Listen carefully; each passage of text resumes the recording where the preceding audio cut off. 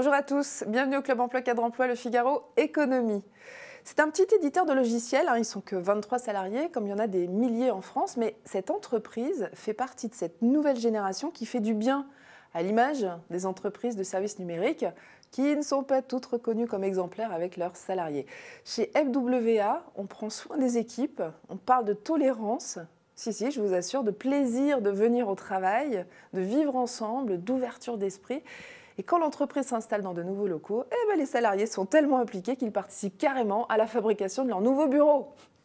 Pour mieux comprendre comment fonctionne cette drôle d'entreprise en perpétuelle croissance et qui fête ses 10 ans cette année, je reçois son fondateur, Dimitri Achikmin.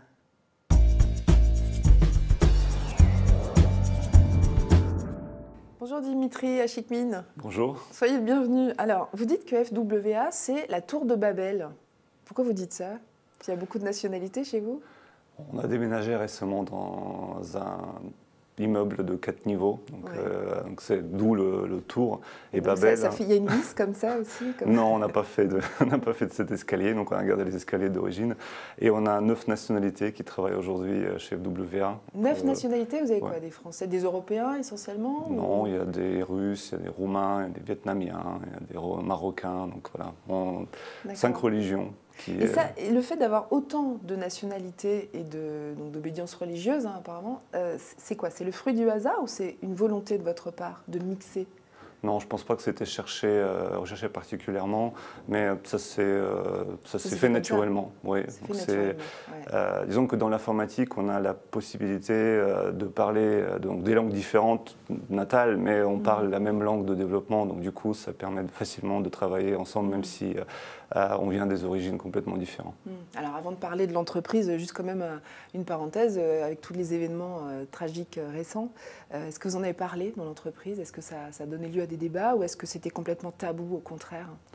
On en a parlé, mais ça n'a pas créé de débat vif parce que c'était tout le monde allait dans la même direction, donc il n'y a pas eu de confrontation d'idées qu'on peut avoir si on a d'autres événements politiques qui se passent, on va dire, de moins importante gravité, où effectivement les gens peuvent lire des sources d'actualité française, des sources d'actualité étrangère et confronter un peu la façon dont les événements sont exposés.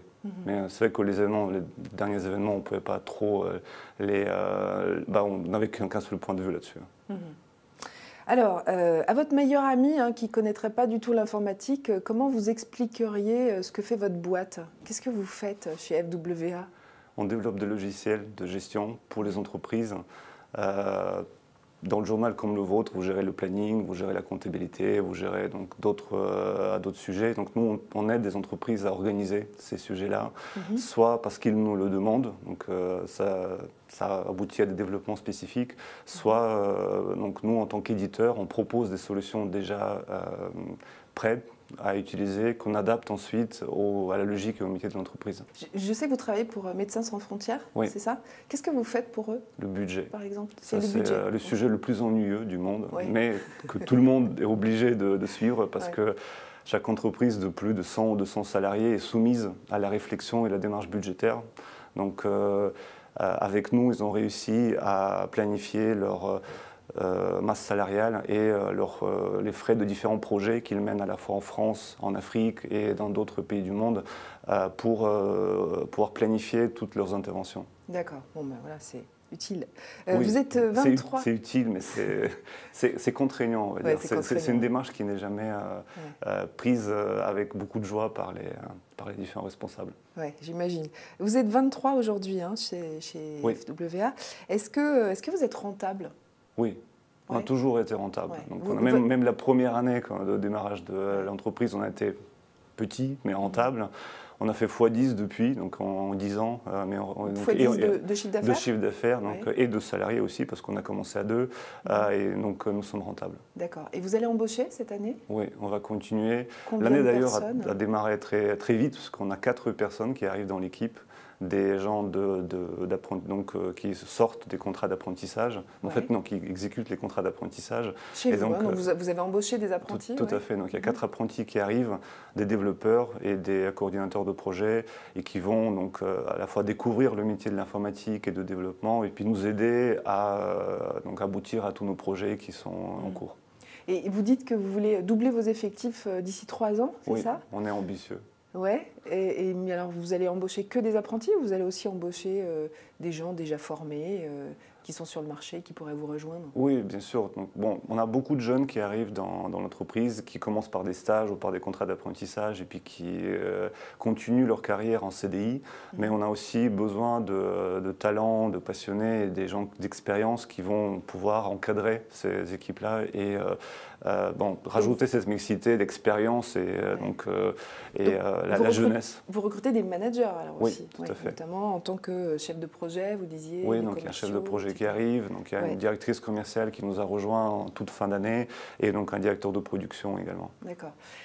Juste un point quand même pour les développeurs, pourquoi est-ce que vous seriez attractif? Est-ce que vous proposez des technos sexy qu'ils adorent travailler? Pourquoi est-ce que vous seriez, FWA serait attractif pour eux? Disons que pour les entreprises, il y a très peu de choix de techno qui sont utilisés pour travailler sur des grosses applications. Nous, on en propose un donc, qui est Microsoft.NET. Aujourd'hui, il y a une très très grosse communauté de développeurs donc sur cette technologie-là et nous sommes constamment au goût du jour donc, et au renouvellement des technologies, donc à la fois pour la mobilité, pour du web ou pour des interfaces utilisateurs très sympathiques. Donc, ce qui nous permet de sortir du gris des applications des années 80 donc, et arriver dans quelque chose de plus coloré. D'accord, donc c'est pour ça que vous êtes un peu plus attractif que d'autres peut-être. Oui. Et on va parler de vos bureaux. Alors vous êtes installé à Paris. Qu'est-ce qu'ils ont de particulier ces bureaux? Est-ce que vous pouvez nous le rappeler? On va passer des images à l'écran aussi. Alors, on s'est fait plaisir pour ces locaux-là que nous avons achetés en mai 2014. Donc on a fait les travaux là-dedans de revêtement pour dire qu'on y est pour 5 ans, 10 ans donc, à venir. Et non seulement, il n'y a pas un seul mur par exemple qui est blanc dans ces bureaux-là, tout est coloré.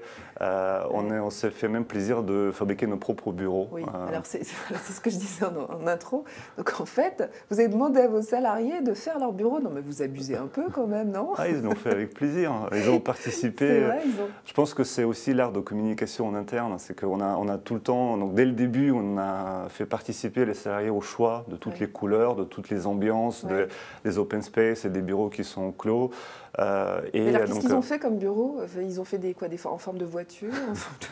Non, on a fait les mêmes. On a fait les mêmes, mais donc on a choisi le matériel qui est joli esthétiquement, qui permet aussi de travailler, avoir tout son espace de travail suffisant, parce qu'il y a certains qui travaillent sur double écran, d'autres sur triple écran, donc il faut qu'ils aient suffisamment d'espace pour se poser. En fonction de ce dont ils avaient besoin, quoi, c'est ça? Par exemple, on a 3 trous dans les bureaux, donc on a une planche particulière qui permet de remonter à la fois tous les câbles, donc tout ce qui est poussiéreux, donc, et accrocher à l'unité centrale. Donc on a fait quelque chose de joli, on est fiers à la fois de le montrer aux autres, mais aussi tous les jours en venant au travail, de découvrir un peu de fruits de notre propre travail de production. C'est que vous ne faites pas que travailler avec la tête en faisant des logiciels, vous travaillez aussi avec vos mains. Quoi. Beaucoup. Ils aiment bien. Chez vous, on fait du sport sur les heures de travail. Oui, on aménage vous autorisez les heures gens de travail. à aller faire du sport Le métier de développeur, c'est quand même un métier assis, donc où il faut être beaucoup devant l'écran. Donc le fait qu'il se dégourdisse les jambes, qu'il a une heure supplémentaire pour, en plus de son pause déjeuner, faire du sport, ça permet de le tenir éveillé. Et même si il peut rester un petit peu plus tard le soir pour rattraper ses heures, donc on essaye de faire ce genre d'aménagement. Bon, voilà, parce qu'en fait, on est quand même dans le business. Vous avez des objectifs business, donc tout ça, c'est pas totalement désintéressé, évidemment. Vous parlez d'équipes enthousiastes, avec des cultures, des nationalités très différentes. On a quand même un peu l'impression que c'est le monde des bisounours. Donc, comment c'est relié au business, tout ça? Pourquoi vous faites ça? Pourquoi vous encouragez ce bien-être, là, ce bien vivre ensemble? Je pense qu'on a tous des phases où on a besoin d'être concentré, de travailler sur ses projets, de réussir quelque chose, et puis des phases où on a envie de sortir, de déconner un petit peu, d'avoir des moments d'échange. Et on organise donc cette variation d'activités naturellement. On favorise les échanges entre les salariés. On fait très peu de réunions communes, mais on fait toujours des micro-réunions entre les différents membres d'équipe. Donc on essaie de faire en sorte que cette détente qui existe, elle contribue à la productivité des gens. Vous pensez que vous seriez aussi rentable s'il n'y avait pas cette ambiance de travail, sincèrement? Je pense qu'on pourrait être plus ou moins rentable que dans d'autres conditions, mais c'est surtout le plaisir de venir travailler le matin, c'est le plaisir de s'engager et de réussir son activité qui nous mène. Donc c'est surtout pour avoir une ambiance en permanence qui nous ferait envie de travailler. Et je pense que les managers, oui, il faut qu'ils. Je leur laisse la possibilité d'une grande possibilité de prendre des initiatives. Et eux, à leur tour, ils donnent cette initiative à chaque développeur, qui d'ailleurs, il ne reste pas avec la casquette développeur pendant toute cette période de travail. Il peut aussi être une demi-journée développeur, une demi-journée chef de projet, parce qu'il rejoint un autre projet dans lequel il joue un rôle différent. D'accord, on peut changer de casquette en fait chez vous, dans votre entreprise, c'est ça? On essaie de rester plat, oui. Donc cette organisation hiérarchique à plusieurs niveaux, donc on sait que passer une certaine limite, ça va être difficile de ne pas y arriver, mais tant qu'on est 10, 15, 20, donc 30, on va essayer de rester aussi plat que possible. Il y a donc un seul niveau. En fait, il y a deux niveaux aujourd'hui, donc deux niveaux d'organisation, et donc on va rester le plus longtemps possible en évitant les niveaux d'hierarchie supplémentaires. 29 ans de moyenne d'âge, c'est ça? Oui. J'imagine que vous organisez beaucoup de soirées, non? On sort. Oui, on sort là. Tous ensemble. La dernière sortie, oui, c'était une chute libre. Donc, on a organisé cette sortie de fin d'année. C'était un franc succès. Donc, tout le monde a osé. Tout le monde est venu. Tout le monde a osé, de tomber dans le vide. Et les vidéos de ces moments-là ont été publiées en interne et revisionnées longtemps. 29 ans, mais est-ce que ça peut monter? Est-ce que les seniors sont compatibles avec votre boîte? Est-ce que vous pensez, accueillir des gens qui sont un peu plus âgés? Oui, des seniors de l'informatique et qui voudraient rejoindre votre équipe? Et on le fait déjà. En fait, c'est eux qui plombent notre moyenne parce qu'il aurait été encore... Quel âge a le plus âgé? 65. Ah, quand même. Mais il ne faut pas lui dire ça parce qu'il va être vexé, parce qu'il le cache. Ah, il ne veut pas, d'accord. Bon, il ne se reconnaîtra peut-être pas. Donc, vous aimeriez bien en avoir plus? Enfin, non, c'est peut-être pas un objectif, mais...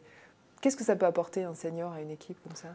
Je pense qu'il y a les jeunes qui arrivent et qui font leur premier job chez FWA, ils prennent toutes les petites intentions, toute l'ambiance, tous les efforts qui ont été faits pour organiser le travail comme quelque chose de normal. C'est comme ça que ça devrait être. Et donc, en revanche, les seniors qui arrivent de l'extérieur, ils savent plus facilement apprécier les conditions qu'on s'est créées. Et donc, ils ont cette fidélité qui se crée naturellement. Alors que les jeunes... C'est comme un dû pour les jeunes, c'est comme un dû. Ils démarrent avec ça, donc ça c'est normal. Et quand, on va dire, les 3-4 ans sont passés, ils commencent un peu à regarder ailleurs pour dire, bon, qu'est-ce que je peux faire pour embellir mon CV? Alors que les seniors, quand ils viennent, ils s'accrochent. Si on veut postuler chez vous, comment on fait? Le site web, donc notre page de recrutement. Il y a un petit questionnaire qui permet déjà de faire la première tentative de réponse, donc à la fois avec le CV et les réponses aux questions techniques. Et, il n'y a pas de lettre de motivation? Vous ne demandez pas de lettre de motivation? On n'insiste pas sur l'aide de motivation, ni sur le diplôme d'ailleurs. Donc on a certains développeurs très expérimentés qui n'ont même pas de bac. Donc comment vous êtes sûr de tomber sur des gens qui ont vos valeurs? Parce que je pense que c'est ça chez vous. Alors qu'il n'y a pas de lettres, il y a juste un petit CV et puis des compétences techniques, c'est un peu désincarné, quoi. Oui, c'est clair que ça va après au sentiment. Et puis, bon, les périodes d'essai servent aussi à ça, c'est de voir comment est-ce que l'entreprise accueille le nouveau, comment elle accepte. Mais encore faut-il arriver à la phase de l'entretien. C'est-à-dire comment vous faites pour sélectionner des gens juste sur un CV? Alors, ce CV est la réponse au test. Donc, c'est la réponse au test qui fait qu'on voit qu'il y a donc une compétence suffisante pour déjà réveiller notre intérêt pour la personne. Et puis, on voit après comment elle se présente, quelle motivation elle montre pour décrocher le boulot. D'accord. Quelqu'un qui travaillerait vraiment très solo, pas du tout équipe, vous le prenez ou pas? Oui, on a quelques loups, mais loups solitaires. Mais disons que c'est difficile si tout le monde est complètement dans sa bulle et qu'il essaie d'avancer en solitaire sur les projets. Vous essayez de le faire changer celui-là ou... On essaie de l'inclure dans des groupes de réflexion, de le faire parler, et de dire écoute, à un moment donné, tu en auras marre de ce que tu fais en ce moment. Donc si tu veux que quelqu'un reprenne ton boulot derrière et que toi tu passes sur d'autres projets plus passionnants, tu as intérêt quand même à t'ouvrir et à discuter avec d'autres. On ne peut pas faire que le loup. Donc. Merci Dimitri d'être venu sur ce plateau pour nous parler de votre entreprise. Merci de votre invitation. On a un petit peu mieux découverte, je vous en prie. Vous pouvez retrouver cette interview sur nos sites internet, bien entendu, sur nos pages réseaux sociaux, réagir, poser des questions si vous le souhaitez. On transmettra, pourquoi pas. Excellente semaine à tous. Merci.